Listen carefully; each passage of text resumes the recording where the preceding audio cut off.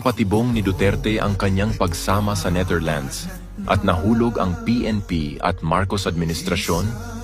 Hindi lingid sa kaalaman ng marami na matagal nang matalas ang pananaw ni dating Pangulong Rodrigo Rody Duterte pagdating sa larangan ng politika at estratehiya.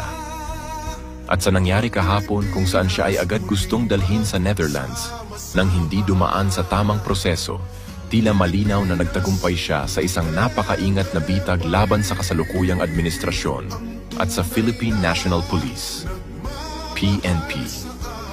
Ang paglabag sa Rome Statute at ang Poisonous Tree, isa sa pinakamahalagang aspeto ng batas sa International Criminal Court, ICC, ay ang pagsunod sa Article 59(3) ng Rome Statute na nagsasaad na ang sino mang inaresto ay may karapatan munang dumaan sa korte ng kanilang sariling bansa para sa interim release o pansamantalang paglaya habang inaayos ang proseso ng pagsuko.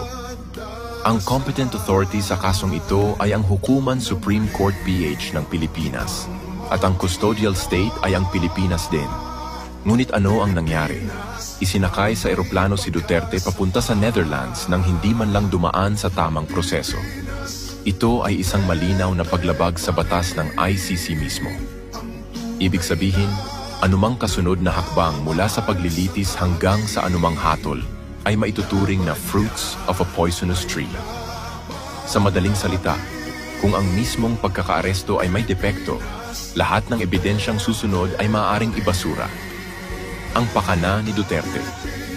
Bakit hinayaan niyang mangyari ito? Maraming nagtatanong, bakit hindi lumaban si Duterte? Bakit tila tanggap niya ang nangyari?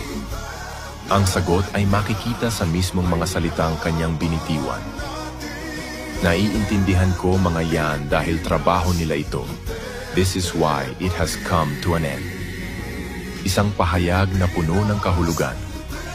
Ipinapakita nito na alam niyang darating ito at hinayaan niya ito mangyari hindi dahil wala siyang magawa, kundi dahil gusto niyang ilagay sa alanganin ang PNP, ang ICC at ang Administrasyong Marcos.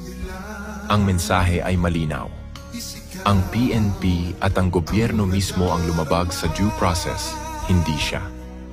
Sa ganitong paraan, hindi lang niya napakita ang kahinaan ng kasalukuyang administrasyon, kundi inilagay rin niya sa peligro ang mismong kaso laban sa kanya. Paano nahulog ang Marcos admin at PNP sa bitag? Una, pagsunod ng PNP ng walang due process. Sa halip na siguruhing dumaan sa Korte ng Pilipinas, agad nilang isinuko si Duterte sa ICC, isang hakbang na labag sa batas na kanilang sinusunod. Pangalawa, pagkawalang kibo ng administrasyon.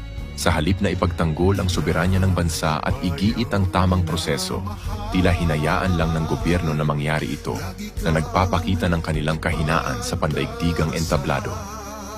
Pangatlo, pagtibay ng argumento na may bias ang ICC. Dahil sa hayagang paglabag sa Article 59(3), lumakas ang argumento na ang ICC ay hindi patas at ginagamit lamang laban sa mga pinunong hindi kaalyado ng kanluran. Ano ang posibleng mangyari ngayon? UN Security Council Intervention. Ang mga bansang tulad ng Russia at China ay maaaring kumilos upang suspindihin ang ICC proceedings laban kay Duterte, gamit ang paglabag sa Article 59(3) bilang matibay na batayan. Pagkawasak ng kredibilidad ng ICC. Kung ipagpipilitan ng ICC ang kaso laban kay Duterte, maaaring tuluyan itong mawalan ng kredibilidad, lalo na kung mapatunayan na ito ay naging isang kasangkapan lamang ng politika. Kawalan ng legal na basehan sa kaso. Dahil sa fruits of a poisonous tree doctrine, posibleng maibasura ang kaso laban kay Duterte na magbibigay sa kanya ng isang makasaysayang panalo kahit pa nasa Netherlands na siya. Isang matagumpay na estratehiya. Sa unang tingin, maaaring isipin ng iba na si Duterte ay talunan sa sitwasyong ito. Pero sa mas malalim na pagsusuri, lumalabas na siya ang tunay na nagwagi.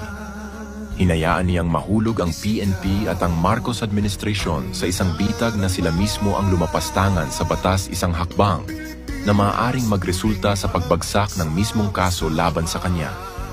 Kung sakaling ito ang maging dahilan ng pagbagsak ng kredibilidad ng ICC, Masasabi nating nagtagumpay si Duterte sa pinakamalaking laban ng kanyang buhay, hindi sa pamamagitan ng dahas, kundi sa pamamagitan ng isang maingat at matalinong estratehiya.